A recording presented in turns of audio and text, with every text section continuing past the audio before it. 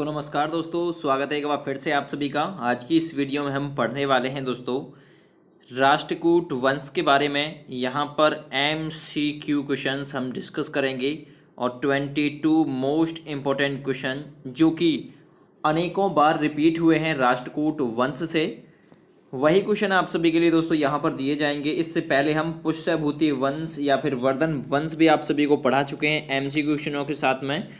गुप्त साम्राज्य पूरा पढ़ा दिया है, ठीक है जी। और आप सभी को मौर्य साम्राज्य भी पढ़ा दिया गया है। इसके साथ में दोस्तों दक्षिण भारत का एक प्रमुख राजवंश है पल्लव वंश, वो भी दोस्तों MCQ क्वेश्चनों के साथ में आप सभी को पढ़ा दिया गया है।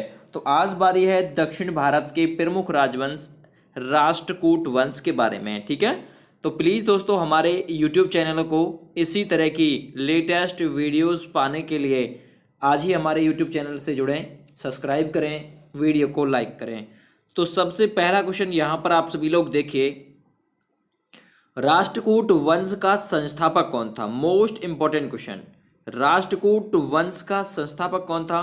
तो वो था दोस्तों दंती दुर्ग। आप सभी लोग जानते हैं इसने कब की थी राष्ट्रकूट वंश की स्थापना? 752 ईस्वी में राष्ट्रकूट वंश की स्थापना की थी दंती दुर्ग ने, ठीक है। और मैं आप सभी को बता दूं शुरुआत में वे कर्नाटक के चालुक्य राजा के अधीन थे। कौन थे? राष्ट्रकूट वंश का संस्थापक दंती दुर्ग था।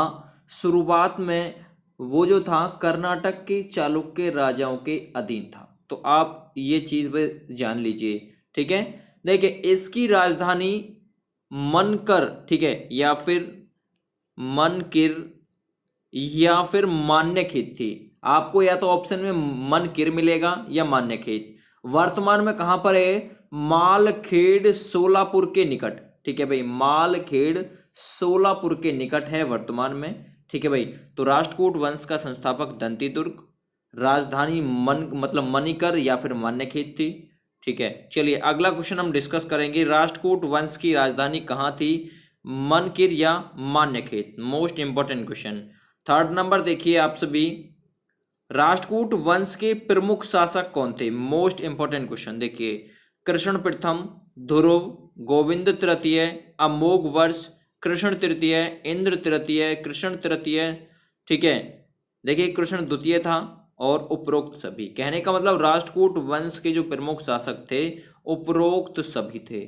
प्रमुख शासक हैं, शासक और भी हुए हैं लेकिन ये प्रमुख शासक हैं जिन्होंने राष्ट्रकूट वंश के इतिहास में सर्वाधिक योगदान दिया है, ठीक है। और जो राष्ट्रकूट वंश ने अपना वर्चस्व स्थापित किया है उसके वर्चस्व को बढ़ावा देने में इन शासकों ने अहम योगदान दिया है। तो ये उपरोक्त सभी इसका बिल्कुल सही आंसर रहेगा। अगला देखिए क्वेश्चन नंबर 4, राष्ट्रकूट वंश का वह ऐसा शासक कौन था जिसने कन्नौज पर अधिकार करने हेतु त्रिपक्षीय संघर्ष में भाग लिया और प्रतिहार नरेश वत्सराज एवं पाल नरेश धर्मपाल को पराजित किया? तो किस शासक ने किया? त्रिपक्षीय संघर्ष में भी भाग लिया, प्रतिहार नरेश वत्सराज एवं पाल नरेश धर्मपाल को पराजित किया। तो कौन सा ऐसा शासक था? तो भाई आपको याद रखना है वो शासक था ध्रुव, ठीक है। कौन था? ध्रुव। तो ए ऑप्शन बिल्कुल इसका सही रहेगा। पाल नरेश को पराजित किया किसने? पाल नरेश धर्मपाल को पराजित किया था ध्रुव ने। प्रतिहार नरेश वत्सराज को किसने पराजित किया था? ध्रुव ने। और त्रिपक्षीय संघर्ष में भाग लिया था किसने? ध्रुव ने। तो आप लोगों को ये चीज भाई याद रखनी है, मोस्ट इंपॉर्टेंट क्वेश्चन है। अगला देखिए क्वेश्चन नंबर 5, एलोरा के प्रसिद्ध कैलाश मंदिर का निर्माण किसने कराया था? तो एलोरा के प्रसिद्ध कैलाश मंदिर का जो निर्माण कराया था ये दोस्तों कराया गया था कृष्ण प्रथम के शासन में, यानी कि ए ऑप्शन बिल्कुल इसका सही रहेगा, ठीक है। ए ऑप्शन बिल्कुल सही रहेगा। एलोरा के प्रसिद्ध कैलाश मंदिर का निर्माण कराया था राष्ट्रकूट वंश के प्रमुख शासक कृष्ण प्रथम ने। मोस्ट इंपॉर्टेंट क्वेश्चन है, पूछा हुआ क्वेश्चन है, आप याद रखिएगा। अगला क्वेश्चन नंबर ये है 6, ध्रुव को क्या कहा जाता है? भाई ध्रुव को क्या कहा जाता है आप लोग जान लीजिए। ध्रुव को धारा वर्ष भी कहा जाता है, यानी कि ए ऑप्शन बिल्कुल सही रहेगा। ध्रुव को क्या कहा जाता है? धारावर्ष। ये पूछा हुआ क्वेश्चन है। अगला देखिए, राष्ट्रकूट वंश का ऐसा शासक कौन था जिसने त्रिपक्षीय संघर्ष में भाग लेकर चक्रा युद्ध एवं उसके संरक्षक धर्मपाल तथा प्रतिहार वंश के शासक नागभट्ट द्वितीय को पराजित किया था? तो नागभट्ट द्वितीय को किसने पराजित किया था? और चक्रा युद्ध एवं उसके संरक्षक धर्मपाल तथा प्रतिहार वंश के शासक नागभट्ट द्वितीय को पराजित किया था गोविंद तृतीय ने। तो आप याद रखिएगा, इसका आंसर है आपका ए ऑप्शन। अगला क्वेश्चन हम डिस्कस करेंगे, क्वेश्चन नंबर 8। पल्लव, पांड्य, केरल एवं गंग शासकों के संघ को किस शासक ने, संघ का मतलब जान रहे हैं आप? संघ का मतलब हो गया संगठन। तो पल्लव, पांड्य, केरल एवं गंग शासकों के संघ को किस शासक ने नष्ट किया? ये पूछा हुआ क्वेश्चन है भाई, ठीक है। तो किस शासक ने नष्ट किया था? तो गोविंद तृतीय ने ही पल्लव, पांड्य, केरल एवं गंग शासकों के संघ को नष्ट किया था। अगला क्वेश्चन हम डिस्कस करेंगे, क्वेश्चन नंबर 9। अमोघ वर्ष जो था, आप लोग जानते हैं राष्ट्रकूट वंश का शासक था, तो ये किस धर्म का अनुयायी था? पूछा गया है। तो अमोघ वर्ष जैन धर्म का दोस्तों अनुयायी था और इसने कन्नड़ में कविराज मार्ग की रचना की है। कन्नड़ भाषा में इसने कविराज मार्ग की रचना की है, आप याद रखिएगा।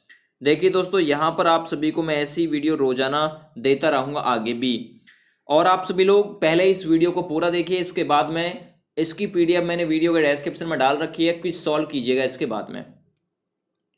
अगला देखिए क्वेश्चन नंबर 10। आदि पुराण का रचनाकार कौन था, या फिर आदि पुराण की जो रचना की थी वो किसने की थी? तो आदि पुराण के रचनाकार थे दोस्तों जिनसेन, याद रखिएगा, ठीक है। कौन थे? जिनसेन। अगला क्वेश्चन, क्वेश्चन नंबर आप सभी के लिए 11। गणिता सार संग्रह के लेखक कौन है? गणिता सार संग्रह के लेखक कौन है? तो वो है दोस्तों, आप सभी लोग जान लीजिए, महावीराचार्य, ठीक है। महावीराचार्य गणिता सार संग्रह के लेखक है। अगला क्वेश्चन, क्वेश्चन नंबर 12। अमोघ वृत्ति के लेखक कौन है? तो अमोघ वृत्ति के लेखक हैं दोस्तों सक्तायना, यानी कि ए ऑप्शन सही रहेगा। और ये तीनों किस वंश से संबंध रखते हैं? तो राष्ट्रकूट वंश से संबंध रखते हैं। और ये किसके दरबार में रहते थे तीनों? कौन कौन से तीनों? देखिए, आदि पुराण के रचनाकार जिनसेन, गणितासार संग्रह के लेखक महावीराचार्य एवं अमोघ वृत्ति के लेखक सक्तायना, ये किसके दरबार में रहते थे? तो अमोघ वर्ष के दरबार में ये रहते थे, ठीक है भाई। अमोघ वृत्ति के लेखक कौन है? सक्तायना। अगला क्वेश्चन देखिए, जिनसेन, सक्तायना, महावीराचार्य किसके दरबार में रहते थे? तो ये रहते थे अमोघ वर्ष के दरबार में, याद रखिएगा, ठीक है। अगला क्वेश्चन, क्वेश्चन नंबर अब रहेगा 14। अमोघ वर्ष ने किस नदी में जल समाधि लेकर अपने जीवन का अंत किया था? तो अमोघ वर्ष ने किसके द्वारा अपना जीवन समाप्त किया था या फिर जीवन का अंत किया था? जल समाधि के द्वारा। तो किस नदी में उसने अपनी जल समाधि ली थी? तो याद रखिएगा, तुंगभद्रा नदी में दोस्तों उसने अपनी जल समाधि ली थी। तो ठीक है, तुंगभद्रा नदी, यानी कि बी ऑप्शन सही है। अगला क्वेश्चन, क्वेश्चन नंबर 15। अलमकसूदी किसके शासनकाल में भारत आया? ठीक है, अलमसूदी जो था या फिर अलमकसूदी बोला जाता है, किसके शासनकाल में भारत आया था? तो भाई याद रखिएगा, इंद्र तृतीय के शासनकाल में अलमसूदी जो था वो भारत आया था। इसने तत्कालीन राष्ट्रकूट शासकों को भारत का सर्वश्रेष्ठ शासक भी कहा था।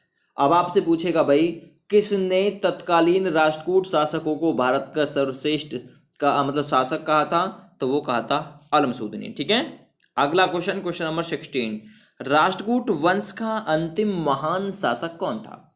भाई राष्ट्रकूट वंश का अंतिम महान शासक था कृष्ण तृतीय, यानी कि ए ऑप्शन इसके लिए सही रहेगा। राष्ट्रकूट वंश का अंतिम महान शासक था कृष्ण तृतीय, और इसी के दरबार में कन्नड़ भाषा के कवि पोन्न रहते थे। ठीक है भाई, कौन रहते थे? पोन्न कवि थे कन्नड़ भाषा के। वो किसके दरबार में रहते थे? कृष्ण तृतीय के दरबार में रहते थे, जिन्होंने शांति पुराण की रचना की थी। अब आपसे एक और क्वेश्चन बन गया, शांति पुराण की रचना किसने की थी? तो कवि पोन्न ने शांति पुराण की रचना की थी।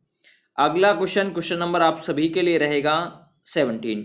कल्याणी के चालुक्य तैलप द्वितीय ने 973 ईस्वी में किस शासक को हराकर राष्ट्रकूट राज्य पर अपना अधिकार कर लिया और कल्याणी के चालुक्य वंश की नींव डाली? तो कल्याणी के चालुक्य वंश की नींव डाली थी 973 ईस्वी में। तो किस शासक को हराया था? कौन सा राष्ट्रकूट शासक था जिसे हराया था? किसने? तैलप द्वितीय ने।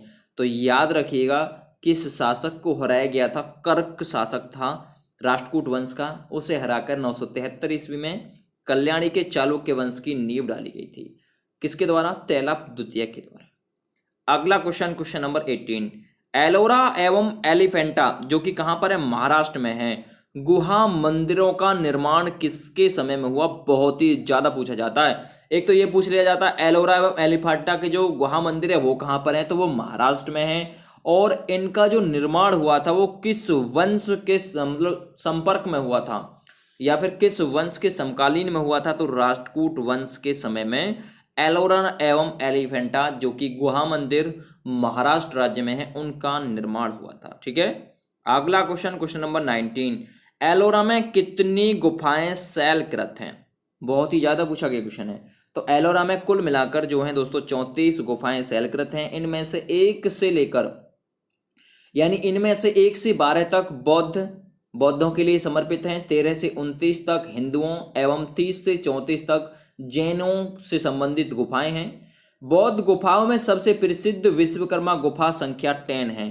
ठीक है भाई, मतलब विश्वकर्मा को समर्पित है गुफा नंबर 10। ठीक है।